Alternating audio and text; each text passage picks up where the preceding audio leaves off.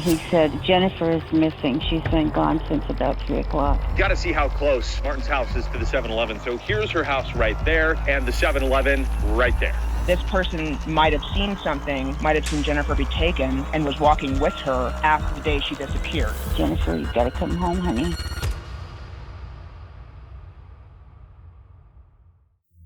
What is up, Ewu crew? It was a hot summer day on June 28, 1987, in the Lemmon Valley area of Reno, Nevada. Around 3 p.m., 11-year-old Jennifer Lee Martin left her home in search of a refreshing snack, walking barefoot down the street to a nearby 7-Eleven.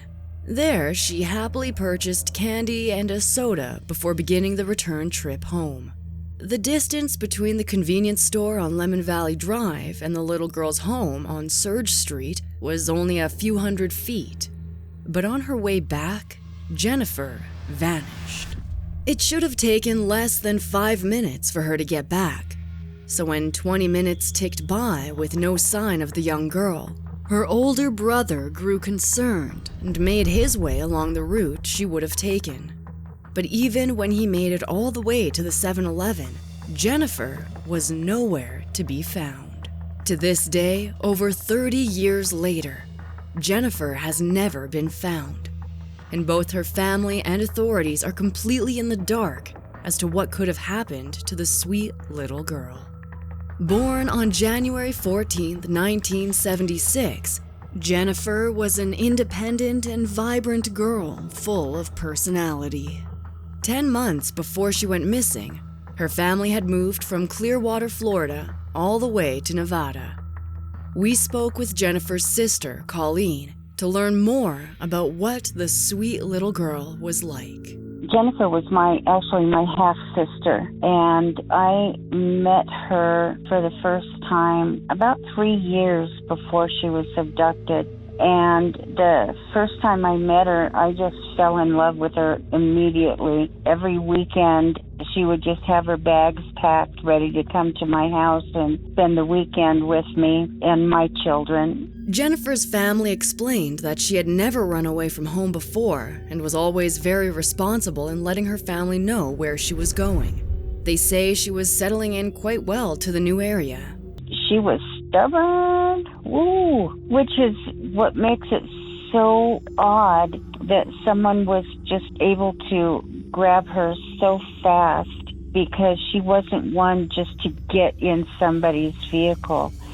She would have fought tooth and nail. That's just how she was. She wasn't the kind to, mess around with anybody. She wasn't afraid to tell you what was on her mind either. Colleen shared with us how the horrible day of Jennifer's disappearance played out from her perspective. I had gone to Sacramento, which is about a 2-hour drive from here. On the way home, my girlfriend and I went, and on the way home, I kept telling her, man, I just feel sick. And I kept having to get out of the car because I was having panic attacks.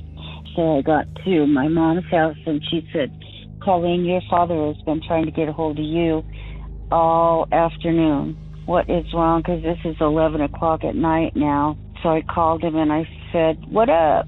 He said, Jennifer is missing. She's been gone since about 3 o'clock. And I thought I was going to just die right on the spot, but then I knew why I was so upset all the way home, because I knew something was wrong. Us women have intuition. So I went over to his house, and for 4 days, smoked cigarettes and drank coffee so that I could stay awake in case she called, or in case somebody found her and brought her home. I'd been teaching her how to bake pies the night before. So when they started doing interviews with us, I would say, Jennifer, you got to come home, honey. We got to finish baking our pie. It was just, it was unbelievable. Colleen explained that the Martin family was so close and even looked so similar that her own daughter was mistaken for Jennifer a few days after the search began. My daughter was walking home from the bus one day, and My daughter was 14, but had long brown hair. The Martin family all have the same looks. Our noses all look the same, and our hairs are all the same color, and all of that. So the cops pulled Heather over, and she was, like I said, she was walking, so they pulled her over and got her in the car, and they say, you know that your mother is looking for you? And Heather said, you're talking about my cousin. Jennifer's disappearance has been treated as a possible abduction from the beginning. However, taking a look at a video that shows just how close Jennifer's house really was to the 7-Eleven makes the whole thing that much stranger. Got to see how close Martin's house is to the 7-Eleven. So here's her house right there, and the 7-Eleven right there. Not even a block away, and she told them that she was going to go to the 7-Eleven, and so she walked down there, and she had a little girlfriend that lived directly across the dirt road from the 7-Eleven. She stopped in the middle of the road and asked her friend if she could come to the 7-Eleven with her. Apparently her friend got into trouble, and her mother said, no, you can't go, and I don't have any money anyway.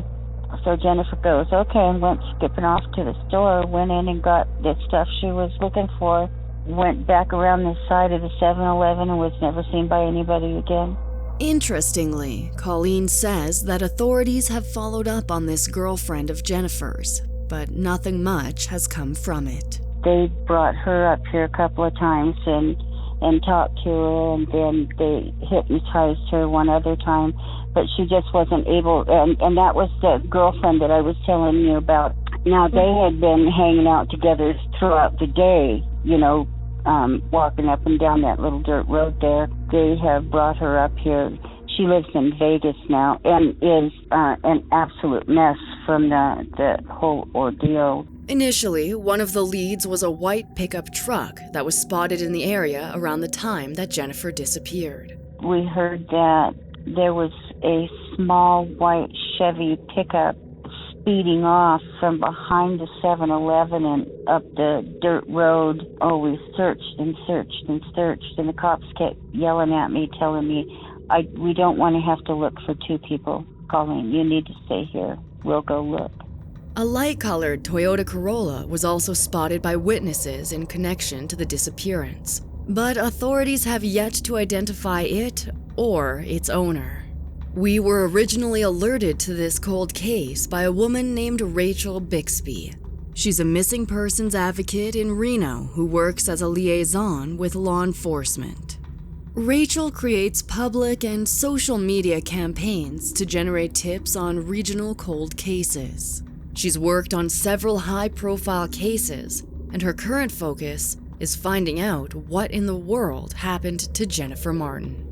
I was introduced to missing persons advocacy by a friend of mine who was working on the Amber Graham case out of Redding, and worked with the family there, and we started working for a national nonprofit. After a few years, decided to go out on my own and start my own organization. And so I've been working with regional cases, which is what I wanted to focus on more, primarily cold cases that don't have a lot of attention, and the family needs representation to work with law enforcement.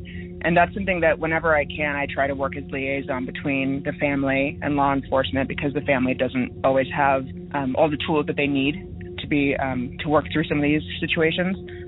So that's how I started initially working on cases. This case is, I lived in the area when this happened, and I think it was 1987, if I remember. Yeah, 87. I lived in the area where this happened, and I remember it was a very big deal, and never heard anything about it for years.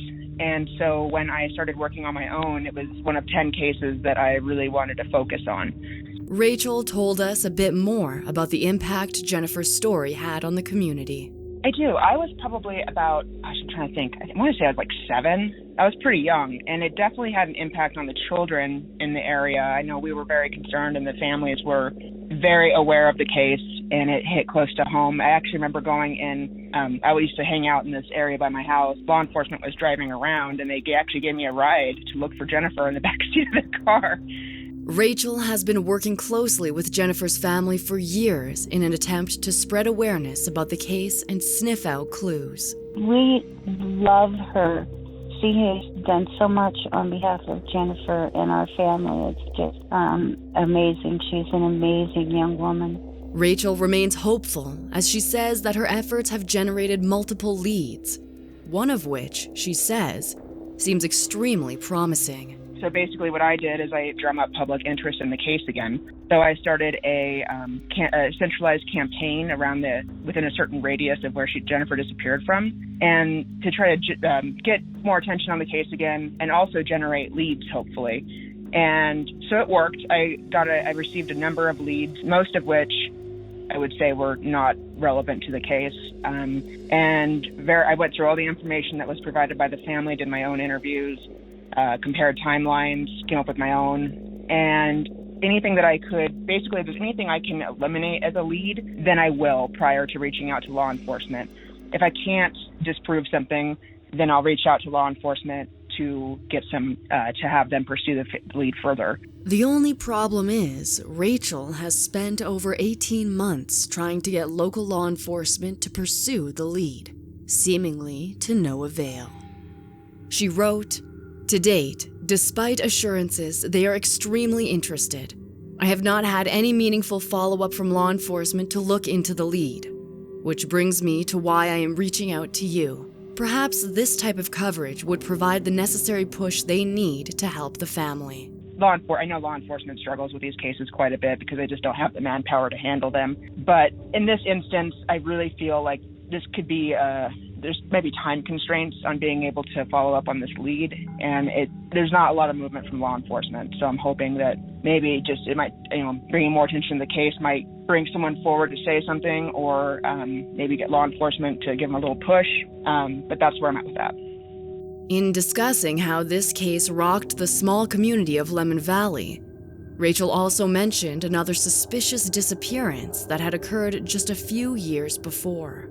I think what might have also really had an impact on the community is that in 1983, about 5 years prior to this, there was another missing person's case of Tony Franco, who disappeared from pretty much the exact same area that Jennifer did. And so when this happened, people were sort of like, wait a minute, could they be related? And I think that also had an impact on the community.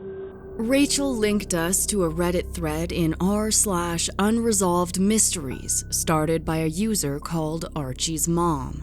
Here, the post's author pointed out, quote, "2 children disappeared 4 years apart in a small suburb north of Reno, Nevada. They were both last seen within blocks of the same 7-Eleven store. Could these cases be related? Could they have been taken by the same person?" The other child in question was Anthony, or Tony, Bernard Franco. On May 8, 1983, Tony vanished from Lemmon Valley at the age of 10. He was last seen walking to school on that morning in a red San Francisco 49ers t-shirt, blue jeans, a blue down-hooded jacket, and hiking boots.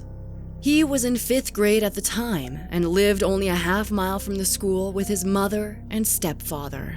Strangely, Tony strayed from his normal route that day. While his everyday routine was to walk to school north of Fremont Street, he apparently chose to go in the opposite direction that day. A few months after he went missing, a witness came forward to say that they'd seen Tony in a cul-de-sac on the north end of Fremont Street, talking to an unknown individual driving a rusty vehicle, thought to be a Ford Pinto or Camaro. Reddit user Archie's Mom, who made the thread comparing Jennifer's case to Tony's, shared this helpful map showing where the two went missing in relation to one another. The user theorized that Tony's unusual choice of direction that day could have meant he planned to stop by the 7-Eleven before school. Was this convenience store the same one that Jennifer visited right before she vanished, being watched by an abductor waiting to strike on young children in the area? Interestingly, in contrast to Jennifer's case, where all who knew her insisted that she was very hard-headed and wouldn't willingly speak with a stranger, Tony's case appeared to be the opposite. His mother allegedly stated that Tony was somewhat naive for his age and would have talked to a stranger. This was the last time Tony was ever seen. He would never show up for class that day, and because the school didn't notify his parents of his absence, they had no inkling that anything was wrong until several hours later. Tony was always supposed to call his mother upon arriving home from school every day, but this day, her phone never rang. Still, his mother likely shrugged it off as a simple mistake or forgetfulness. But when she got home, there was still no sign of her little boy. As the sky began to darken outside, the town growing quiet as dusk creeped in, she knew something was very wrong and notified police. At first, police were skeptical about his disappearance. Tony had reportedly run away from home just a month prior and gone into the mountains as a result of his mother punishing him for getting bad grades. But things were different this time. When he had run away, Tony had taken some food and dishes along for the trip and even left a goodbye note behind. This time, there were no signs that the boy had planned to go away. And while his runaway attempt had only lasted a few hours before he ran back, crying to his mother that he'd never run away again, this time, hours ticked by and became days, and it didn't look like Tony was ever going to make it back home. Nonetheless, authorities wasted valuable time in their assumption that this was another harmless runaway attempt, allowing several days to pass before they started looking into other theories. Tony's mother pointed out how happy he was to be a member of the 4-H club, even having won a blue ribbon for showing his pet pony and 2 rabbits at a show the day before his disappearance. Some reports say that Tony proudly packed his ribbon for school the next day, bursting with excitement to show it to his friends. Others claim his mother took it to work with her to show off to her friends. Either way, it just didn't make sense that his disappearance could have been on purpose. Investigators now believe that he was most likely abducted and murdered. But his mother never gave up hope that he could still be alive somewhere out there. Tony's mother and stepfather were administered polygraph tests and subsequently ruled out as suspects in the little boy's disappearance.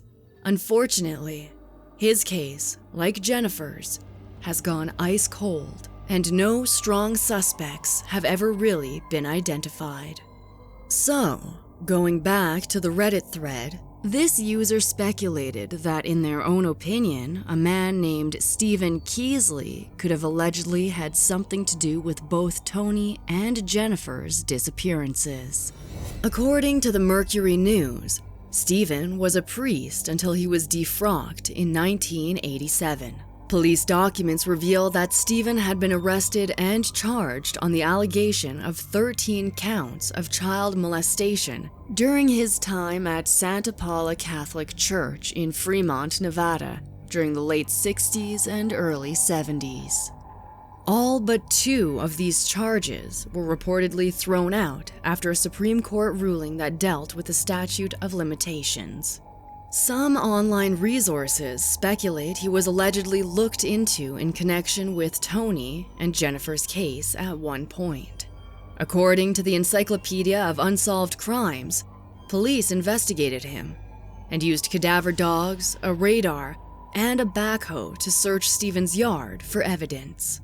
The only item purportedly recovered was a bag filled with dirt and possible decomposed clothing. They found nothing that connected him to any crime that had been reported as of early August 2002. But many years later, in 2004, Stephen pled no contest to a felony charge of molestation concerning a young girl in 1995 at his Truckee, Nevada vacation home.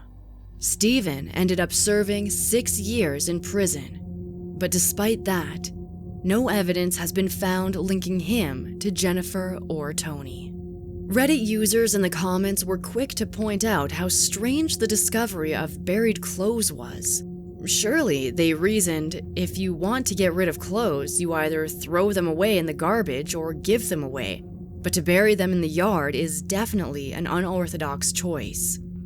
With all these odd signs and online allegations, we asked Rachel to expound on this theory. Did she believe that Stephen Keesley could possibly be behind both child abductions as some have theorized? I don't. And from what I have seen, at least, I've never seen him. He was a suspect in, I think, both cases, but they never actually, nothing ever came of it. I think he was actually eliminated as a possible suspect in that. But I do not think that he was, that was who was involved. I think it was someone local in the community, like someone that, I think it was someone else that lived nearby. We asked Colleen if the investigators had leaned towards the theory that the same person could be responsible for both Tony and Jennifer's disappearances. At first they did, but then they started thinking that someone else probably abducted Tony. And then they started following, they called him Bubba, they're from the South. He was creepy, I didn't like him at all. And he was here visiting, and Jennifer didn't like him at all either. And so she would come and stay with me as often as she could. They gave him a polygraph here, which they did, all of us. He had the polygraph and he failed it. He just said he was nervous, he was just really nervous. So they gave it to him again, and it was inconclusive. They never arrested him or anything. I know they interrogated him, but they never had enough evidence to arrest him or anything. So I was like, ooh, I just wanted to come back here so I can punch him in his eye. He had to know something, for him to polygraph to be inconclusive twice and for him to have failed it once. Come on. Interestingly, though, Rachel also took the time to explain what she's been able to gather about the vehicles allegedly spotted near the time of Jennifer's disappearance. And they may have some connection to Tony's case. And then as far as the vehicles, that's interesting. So according to what I've seen online, which, who knows how accurate the information online is, but there was a white pickup truck that, according to the article, says that this was accounted for, that they were able to validate who this vehicle belonged to. I think I saw some account saying it was from the family was actually the ones that, it was a family vehicle. But when I spoke to the family about both of these vehicles, they said they had no clue. They'd never heard of this, and they didn't know what they were talking about. So there was a light-colored Toyota Corolla and a white pickup truck that were both apparently in the area that could have possibly been related to the case. I think what also is interesting is I believe one of these vehicles was also reported in the Tony Franco case, which is sort of interesting that there was a similar vehicle related. So, moving on to the other options, Rachel explained the leads she's been able to secure. She described that many tips flooded in after she spearheaded a local campaign. Rachel told us that while a number of the new tips were questionable and able to be ruled out after a vetting process, there was one in particular which was viable. Basically what happened was someone reached out to me, her name's Tina, and gave me a bunch of information, went through it, vetted it, and Tina has provided this person who she says was walking with Jennifer the day that she disappeared. So basically what it sounds like is that Jennifer went to the 7-Eleven as she was supposed to go pick up a candy bar and I think a Pepsi. And then the clerk at the store said that he saw her turn left, which would basically back towards her home. But that was the last he saw her before she turned the corner. Well, to me, if you look where she was living, it's entirely possible that she could have gone down the main drag. And there are, anyway, this person was supposed to be walking with her. And the timeline works. She could have left this 7-Eleven and walked, and it would have been a matter of like 15 minutes to this location where they say she was disappeared from. So according to Tina, this person might have seen something, might have seen Jennifer be taken, and was walking with her after the day she disappeared. So to me, she may have some pretty important information. I have made many attempts to verify these accounts, to speak with her. I reached out to her multiple times on Facebook. I also went to her house and left her a note just saying, hey, if you would like to talk about this, I'm available, but never heard anything. Which to me is not entirely surprising. If she saw something and is afraid to talk about it and it's still somebody in the community, that makes sense. But I advise law enforcement, as a private citizen, I only have so many options. I can't make her speak to me. Tina believes that this person whose name is Karina, that Karina was Karina said she was walking with Jennifer when something happened. Rachel explained a bit about where Jennifer and Karina may have been walking that day based on this theory. They were walking somewhere else. The 7-Eleven that Jennifer was walking to was right on the corner of Lemmon Valley. And so if she went out and turned down Lemmon Valley, according to Tina, Karina, the one who was walking with her, left her presence around West Patrician Drive, which is by the elementary school that Jennifer went to. And it's about, I'm looking at it right now, it's about a 17-minute walk. And so she said that they parted ways when she got to West Patrician right in front of the elementary school. When I spoke to a lot of witnesses in the area, basically the kids from this little trailer park where Jennifer lived would hang out in like all these abandoned trailers and just sort of run rampant around the neighborhood.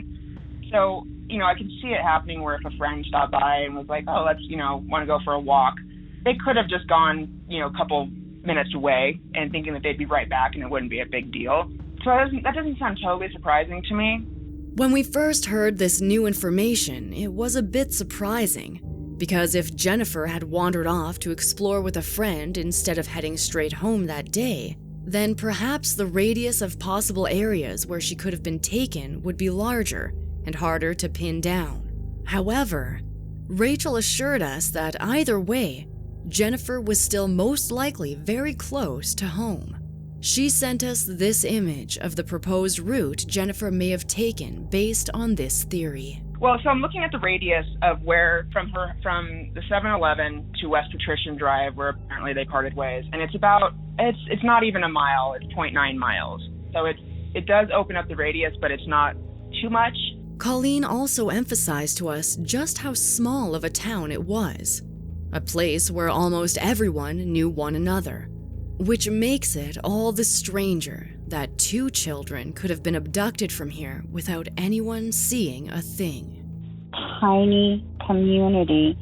It's just a little valley, 2 trailer parks, and that was it. I mean, everybody knows pretty much everybody, The other big lead that Rachel has been looking into was called in anonymously by a local defense attorney. Well, that one is one that really frustrates me because I've worked extensively on that tip and I haven't been able to really get anywhere with it. But I did reach out to, I think she was the former detective on the case, and just to see if she had any information that might be viable. So she said that around the time of July 2018, a local attorney reached out to her and said to look into local sex offenders because a client of theirs might have been involved in Jennifer's disappearance, which is I thought was a pretty good lead. The information that they gave me was that this person might have worked at a local automotive place that's right down the street from where Jennifer disappeared. And they were apparently working there in 2018. I reached out to the automotive facility that was in question to see, talk about their employees and see if they could provide any information. They didn't have anyone who was a sex offender that I was able to find online or locate. So and then I reached out to a few other automotive places just to see if maybe they had mixed up, the automotive facility they worked at, and still wasn't able to find anything. So so that kind of became a dead end. But it does seem like a very interesting, plausible lead, but I can't find any more information on that. Rachel says that law enforcement admitted this lead was not followed up on due to limited time and resources. Over the years of this cold case, there haven't been many glimmers of hope for the Martin family. At one point, a girl from an Arizona shelter for runaways reported that another girl at the building resembled Jennifer. Hearing this, the Martin family's hopes were up, and they traveled to check out the lead. The sheriff's department here took up a collection of money so that we could drive down to Arizona, it was Phoenix actually, to meet this girl and see if it was her, and she was in a shelter there. And I had lived in Phoenix for a couple of years, so I was able to drive us there and get us around, And no, it wasn't her at all. She was way too tall, and it just didn't even look like her. It wasn't her at all. Regardless of all the dead ends and dashed hopes that the Martin family has been faced with over the years, When we asked Colleen if there is anything she wishes law enforcement would have done differently, she only had words of gratitude for their time and effort. You know, they came out and just checked on us all the time. There was Bruce Royce was very young at that time, and he stayed on the case right up until the time he retired.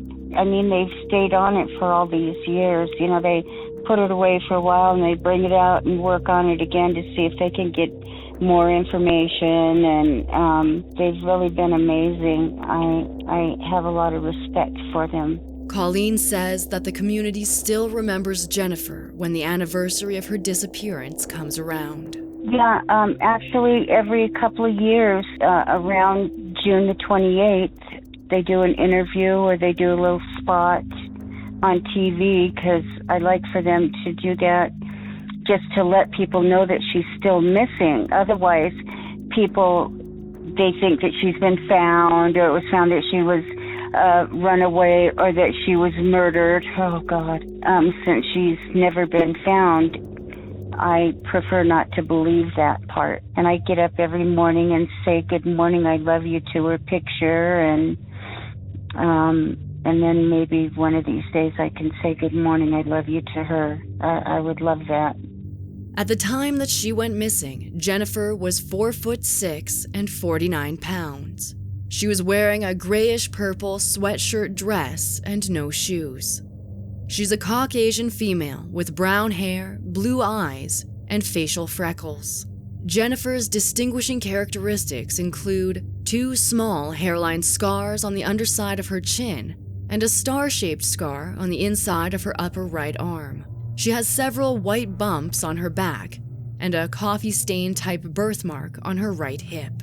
Her ears are pierced.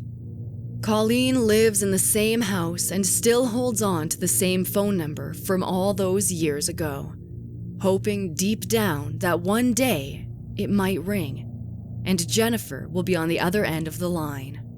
If you have any information that could help this case, no matter how small, please call the Washoe County Sheriff's Office at 775-328-3001 or Secret Witness at 775-322-4900.